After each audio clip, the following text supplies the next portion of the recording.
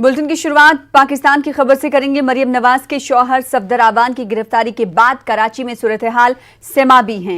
मंजरनामा तेजी से तब्दील हो रहा है। हुकूमत और अपोजिशन के बीच खींचतान के बीच फौज और पुलिस के दरमियान भी महाज खुलता नजर आ रहा है। फौज की बढ़ती मुदाखलत के बाद सिंध सूबे में पुलिस बरहम है। अपोजिशन के दबाव के बाद फौजी सरबराह जनरल बाजवा ने सफदर आवान की गिरफ्तारी के मामले में जांच का हुक्म दिया है। अपोजिशन का इल्जाम है कि सिंध पुलिस के आईजीपी मुश्ताक महार का अगवा कर लिया गया है और उनसे जबरदस्ती सफदर आवान के खिलाफ एफआईआर पर दस्तखत लिए गए। कराची में सूरत हाल इस कदर खराब हो चुके हैं कि पुलिस के 70 से ज्यादा अफसर छुट्टी पर चले गए हैं। उधर कराची की मौजूदा सूरत हाल पर नवाज शरीफ का कहना है कि पाकिस्तान में 2 हुकूमतें हैं। उन्होंने कहा कि आईजीपी का अगवा किसने किया और जबरदस्ती एफआईआर किसने दर्ज कराई।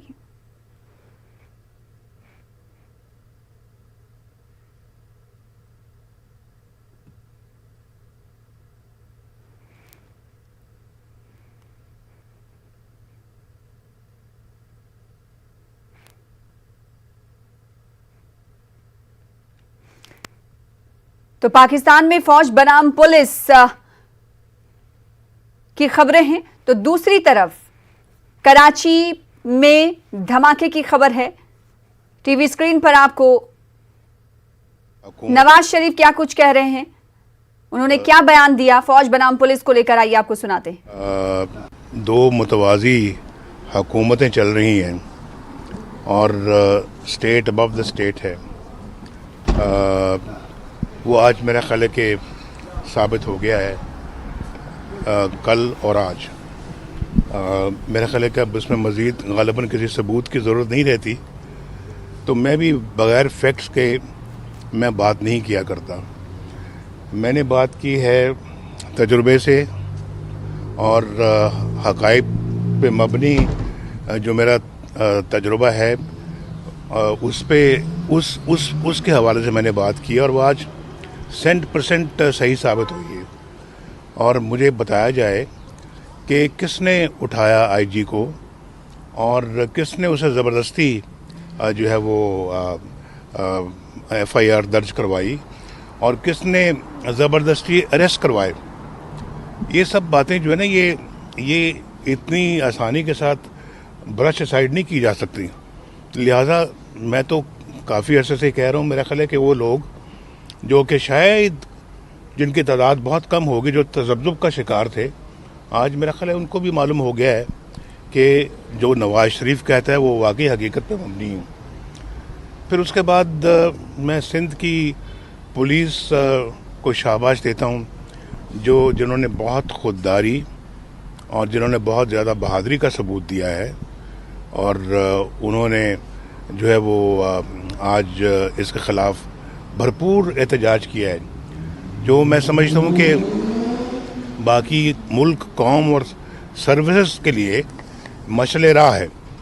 और फिर देखिए आपके ये यानी कि जिस तरह का ये गिरफ्तार करने का फ़ैसला, उससे ज़्यादा बुरा फ़ैसला जो है कि आप चादर और चार दीवारी को पामाल कर रहे हैं और जो है वो आप कमरे में दरवाज़ा तोड़कर रात के अंधेरे में आप अंदर जा रहे हैं और कितने भोंडे तरीके से ये सारा काम किया। ये कम से कम इतना ख्याल होना चाहिए कि ना हमारा दीन ना हमारा मुआशरा इस बात की इजाज़त देता है। तो नवाज शरीफ का रद्दअमल आप सफदर अवाम की गिरफ्तारी और साथ ही साथ कराची में बने हालात, सिंध में बने हालात को लेकर रद्दअमल का इजहार कर रहे थे। कराची में एक जानिब जहां पर धमाके की खबर है तो वहीं दूसरी जानिब अगर सिंध की हम बात करेंगे तो वहां पर फौज और पुलिस आमने सामने हैं। इस वक्त हमारे साथ हमारे नुमाइंदे शालेंद्र वांगू जुड़ रहे हैं। शालेंद्र, ऐसा सुनते आ रहे हैं और खबरें आती रही हैं कि पाकिस्तान का कंट्रोल कहीं ना कहीं फौज के हाथ में है, लेकिन अगर बात इस वक्त की करें जो मौजूदा मंजरनामा कह रहा है सिंध पुलिस और फौज के दरमियान जो झड़पें हुई हैं वो क्या कुछ कहता है, बताइएगा। और इस वक्त हालात क्या कुछ बने हुए हैं ये भी बताइएगा। देखिए सना, जो नवाज शरीफ का बयान सामने आया है उससे जो दुनिया भर में हम कहते आए हैं, भारत भी कहता आया है कि पाकिस्तान में दो सरकारें चलती हैं, मल्टीपल लेयर्स पे वहां पर सरकारें चल रही हैं। आर्मी का अलग रोल है, आतंकियों का अलग रोल है, और एक कहने को एक सिविलियन गवर्नमेंट भी वहां पर मौजूद है जिसको इमरान खान सरकार का नाम दिया गया है। लेकिन अब जिस तरह से वहां पे हालात बन रहे हैं, जैसे वहां पर जिसका नाम दिया गया है पाकिस्तान डेमोक्रेटिक मूवमेंट पीडीएम, वो 11 पार्टियों का मोर्चा है जिन्होंने इमरान खान के खिलाफ खोल रखा है और इमरान खान के खिलाफ काफी ज्यादा आरोप में है। फिलहाल वहां पर नाराजगी बहुत है लोगों में इमरान खान सरकार को लेके, क्योंकि नौकरियां नहीं है, बेरोजगारी है, महंगाई है। इन सब चीजों से इमरान खान सरकार नहीं निपट पाई। और वहीं जो अपोजिशन पार्टीज है उनका ये कहना है कि इमरान खान सरकार वेंडेटा पॉलिटिक्स करते हैं।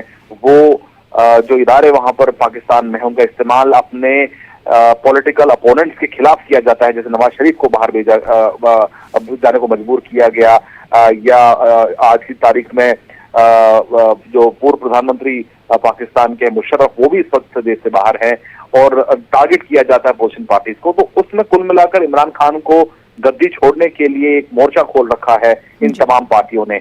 जो इंसिडेंट हाल का है 18 तारीख रात का, जिसमें नवाज शरीफ के दामाद को जबरन उनकी होटल के कमरे से ले जाया गया, और उसमें यह भी कहा जा रहा है कि पाक आर्मी ने जो आईजी सिंध हैं उनको जबरन घर से उठाया, उनको किडनैप करके उनको एक जगह ले गए जहां पर उनसे एफआईआर दर्ज करवाई गई, जबरन उनसे एफआईआर दर्ज कराई गई। जिसके बाद पाकिस्तान की जो सिंध प्रोविंस की जो पुलिस है वो बहुत नाराज है। उन्होंने शैलेंद्र, क्या माजी में ऐसा देखने को मिला है कि पाकिस्तानी आर्मी और सिंध पुलिस आमने सामने रही हो? देखिए, हाल फिलहाल में तो ऐसा नहीं हुआ है। ये ताजा इंसिडेंट है जहां पर पुलिस और आर्मी एकदम आमने सामने है।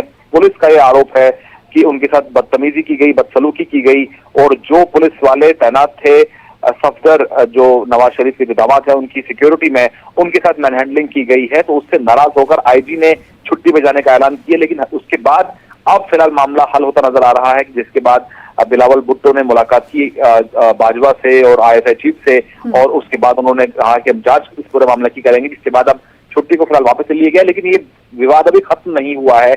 आने वाले दिनों में जो अपोजिशन का जो दबदबा है, अपोजिशन का जो विरोध है, वो और बढ़ेगा। और ये भी कहा जा रहा है पाकिस्तान में दबी जबान में कि हो सकता है कि इमरान खान को बदलकर एक नया चेहरा प्रधानमंत्री के तौर पर लाया जा सकता है, जिस पर पाकिस्तानी आर्मी अभी विचार कर रही है। क्योंकि हम सब जानते हैं कि पाकिस्तानी आर्मी का पाकिस्तान की स्टेट के ऊपर कितना ज्यादा पकड़ है, कितना ज्यादा असर है। तो ये भी कहा जा रहा है कि शाह महमूद कुरैशी जो अभी वहां के फॉरेन मिनिस्टर हैं, उनको नया प्रधानमंत्री बनाया जा सकता है, ताकि इमरान खान के खिलाफ जो गुस्सा है उसको कम किया जाए। तो सियासी रस्साकशी जारी है, और ना सिर्फ ये रस्साकशी सियासी रहेगी, बल्कि फौज, पाकिस्तानी फौज और पुलिस सामने सामने दिखाई दे रहे हैं। बेहद शुक्रिया हमारे साथ जुड़ने के लिए शैलेंद्र, और तफसील से बातचीत करने के लिए। फिलहाल आगे